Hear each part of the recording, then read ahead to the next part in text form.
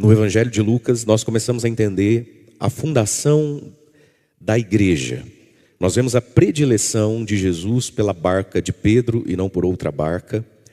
E a voz, o chamado, a profecia de Jesus sobre Pedro e não sobre os outros. Então, a igreja é a comunidade dos filhos de Deus. Todos nós somos filhos de Deus. Mas a igreja tem a sua hierarquia, né?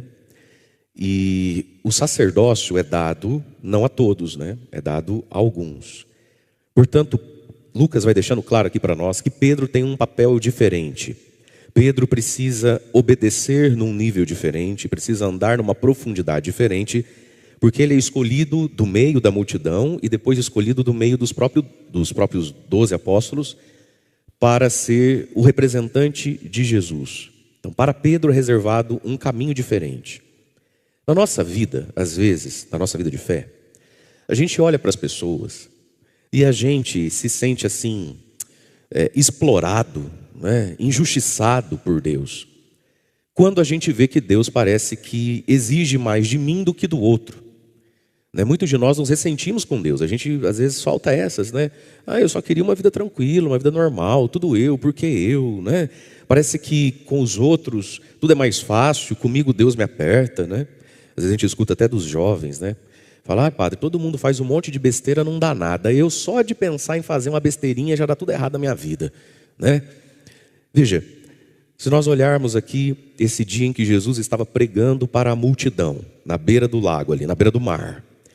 Diz a palavra que a multidão se apertava ao redor de Jesus para ouvir a palavra de Deus. Também Pedro se apertava para ouvir a palavra de Deus.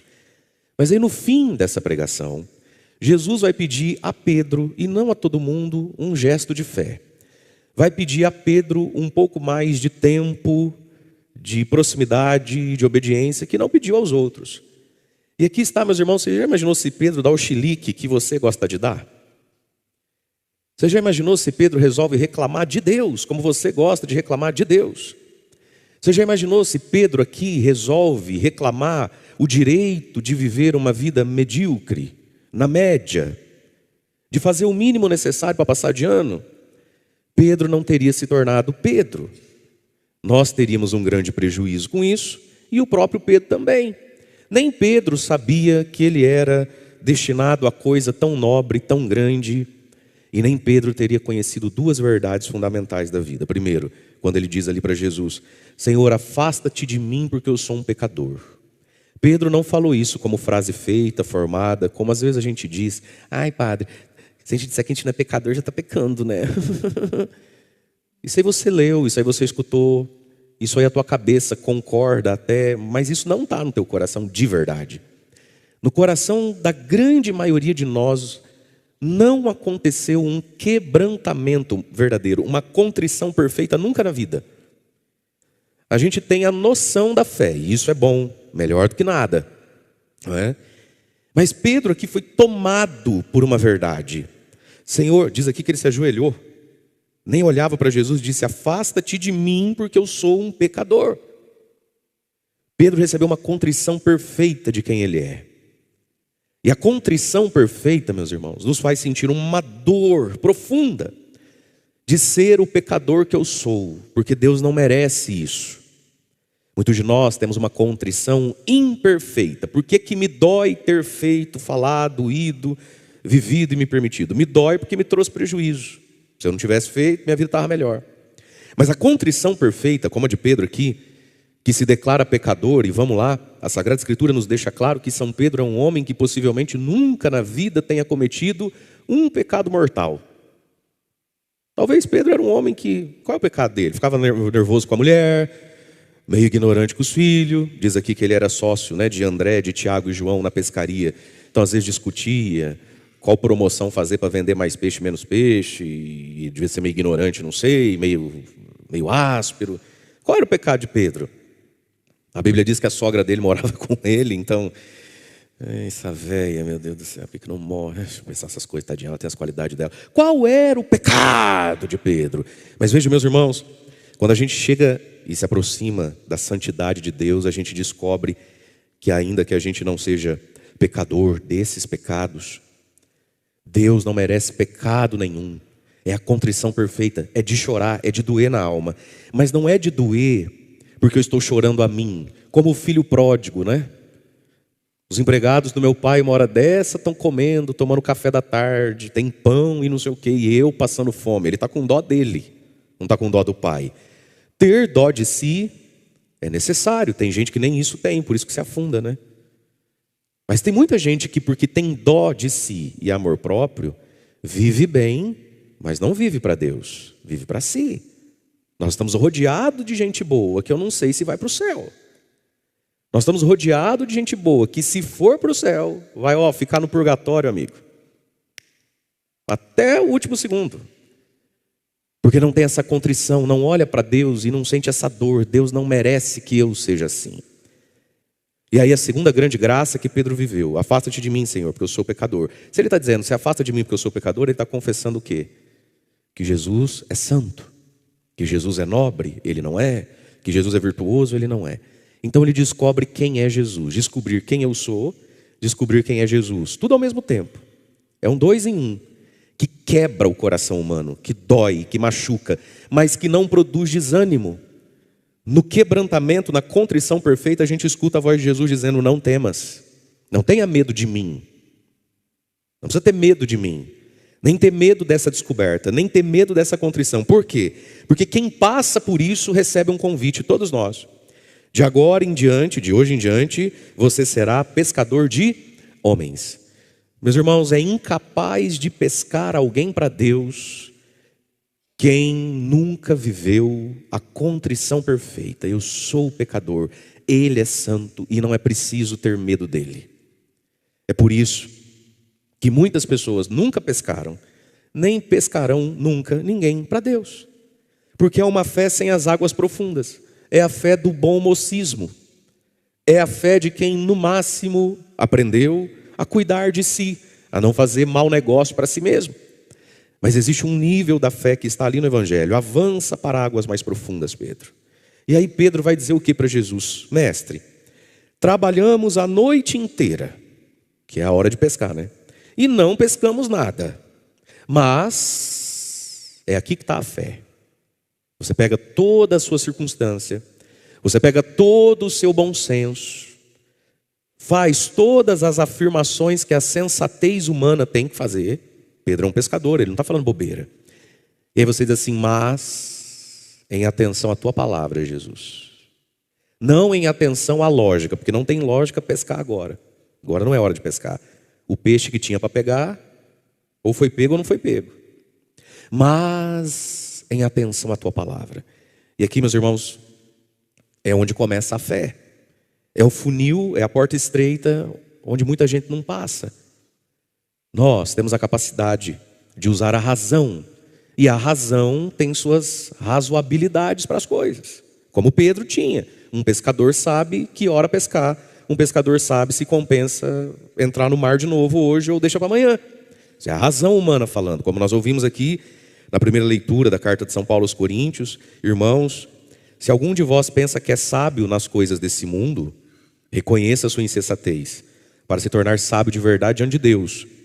Pois a sabedoria desse mundo, muitas vezes, é insensatez diante de Deus. Pedro estava com a sabedoria do mundo, que diz o horário que tem peixe. Mas ele recebeu uma palavra de Jesus e quase foi um insensato.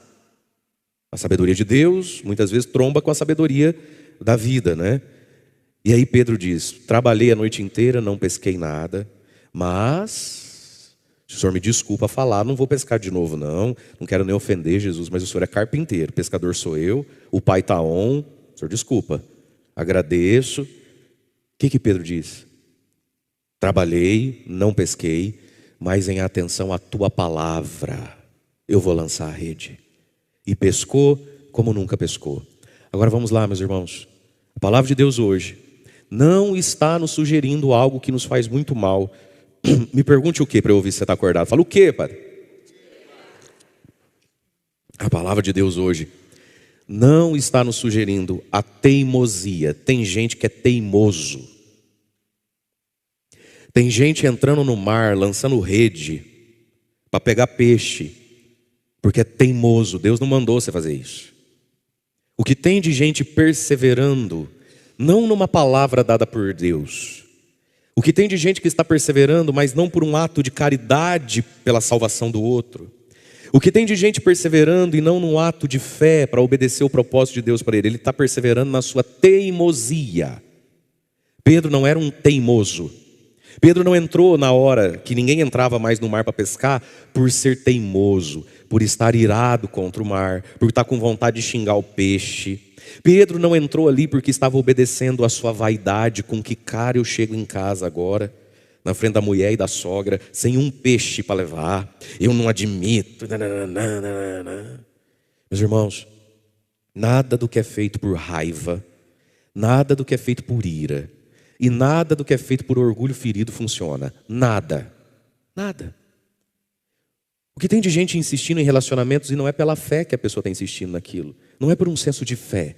É por vaidade, é por orgulho, é por vergonha de levar um pé na bunda. Você conhece quantas e quantos assim? Quantos namoridos, quantos casamentos, até na igreja, mas assim, você senta com 5 minutos que você escuta, você já vê que o casamento foi nulo. E a pessoa está ali, está ali, está ali. E entra SAMU na história, polícia na história, macumbeira na história, pastor na história, padre na história, freira na história, sogra na história, psiquiatra na história. Está perseverando num senso de fé, de sacramento? Nada. É só um orgulho ferido. Meu Deus, eu sou burra assim de escolher uma praga dessa. Onde é que eu estava com a cabeça? Em nome de uma vergonha, de uma humilhação, eu vou perseverar também, já que eu entrei. Não é assim? Nada do que a gente faz por ira, por raiva. Às vezes a pessoa está num emprego, aquilo não está funcionando, aquilo não é para ela, não é verdade? Mas eu também, ela está achando que eu não consigo. Nada do que é feito por teimosia, por birra, por ira, por ódio, ou por ego ferido funciona. Pedro não entrou por nenhum desses motivos no mar que nunca deu o peixe para ele. Entrou por uma palavra. Jesus tinha dado uma palavra. São aqueles momentos da nossa vida, meus irmãos, onde de verdade a gente tem que ser capaz de dizer e discernir isso. O que está movendo a minha perseverança? É a minha teimosia? É o meu ego? É o meu medo de solidão? É o que move essa perseverança? Só uma coisa dá resultado na vida, quando a perseverança é movida por uma palavra de Jesus. Aqueles momentos da vida onde você fala assim, só por ti, Jesus. Não por mim. É por ti. E nós precisamos investigar o nosso coração. Porque senão a gente pega textos como esse, e coaching adora essas coisas, né? Essas pregações de esquina, de internet. Meus queridos, olá, lindão, dá 1 milhão de visualização esse moço por dia. Para ficar inflando o ego das pessoas, é fácil pegar um versículo desse e dizer assim para você, tenta, vai, mas você está tentando no quê? Cuidado para não estar tentando, você e eu. De novo, em cima da nossa ira, da nossa raiva, da nossa revolta, e do nosso ego que não sabe passar vergonha, porque a derrota faz parte da vida. Tem gente que só é teimoso, não é obediente. Pedro está obedecendo. Ele queria ir para casa. Ele entende que não tem peixe. Por que entrou no mar? Porque está obedecendo uma palavra. Agora, meus irmãos, filhos e filhas, se a gente não conhece a Sagrada Escritura, se a gente não tem influência e intimidade com esses textos, se a nossa memória não faz memória dessas histórias bíblicas, desses versículos bíblicos, que às vezes o padre brinca lá na outra homilia do YouTube, grifa aí, vou grifar com o meu verde Palmeiras. Se essas coisas não brilham na nossa inteligência, em momentos da nossa vida, vamos lá de novo, eu então estou sendo movido pelo quê? Não pela palavra. E se eu não estou sendo movido pela palavra, eu não estou debaixo da providência. A obediência move a providência. Então diz ali que Pedro disse, em atenção, em obediência, sob a tua palavra, eu vou lançar as redes. Assim fizeram e apanharam tamanha quantidade de peixes que as redes se rompiam. Dizem alguns estudiosos que, na verdade, esse texto está escrito assim, assim fizeram e as águas conceberam tamanha quantidade de peixes. E é o mesmo verbo que São Lucas usa para dizer que Maria concebeu do Espírito. A obediência de Maria fez um milagre em Maria. Não era para Maria estar grávida, não é isso? Era virgem, não conhecia homem. Então, aquele concebimento de Jesus é milagroso o tempo todo. E é a mesma palavra para dizer das águas que conceberam peixes. Portanto, não tinha peixe na água. Veja, não é que Pedro não tinha achado o lugar que tinha peixe. Porque às vezes na vida a gente só não achou o lugar que tinha peixe. A gente não pensou direito ainda, não tentou tudo que podia, certo? O que a palavra está dizendo é, não tinha peixe mesmo. Mas porque Pedro obedeceu, as águas conceberam peixe. Não havia peixe. A obediência de Pedro, muitas aspas na palavra, né? A obediência de Pedro engravidou a água. Meus irmãos, Deus trabalha com o bom senso da gente. Por isso que Ele nos deu a inteligência. Tem um monte de coisa aí na vida que você não precisa nem rezar para fazer, basta pensar, usa inteligência. Tem coisas que Deus trabalha depois, um pouquinho para além da inteligência, do senso comum, através de uma perseverança maior. Você cavuca, né? Você pensa, você insiste, você se aconselha, aí você acha o peixe. É você que não tinha visto, porque ele existe. Mas tem coisas, queridos, que é presente de Deus, porque não adianta nem pensar, nem perseverar, não é possível mesmo, mas se torna possível por uma obediência, é a fé movendo Pedro. E os peixes que não existiam, não tinha peixe, foi por isso que ele não pescou, ele era bom no que fazia, é que não tinha o peixe. Jesus fez ter o peixe. Olha que lindo isso. Esses peixinhos não iam ficar na água, caso Pedro não lançasse a rede em obediência a Jesus, porque não tinha. Esses peixes foram feitos para Pedro, isso é um milagre. Então, meus irmãos, usemos da inteligência e do bom senso. Usemos da perseverança. Mas obedeçamos a palavra de Deus. Existem milagres para serem vividos, colhidos, alcançados. Quando Jesus fala para você e para mim, vai de novo. Aí você fala, mas eu não quero, Senhor. Eu nem me importo. Mas vai, eu estou pedindo, eu estou mandando. E a providência, pum, faz o peixe aparecer. E aí Pedro pesca como nunca pescou.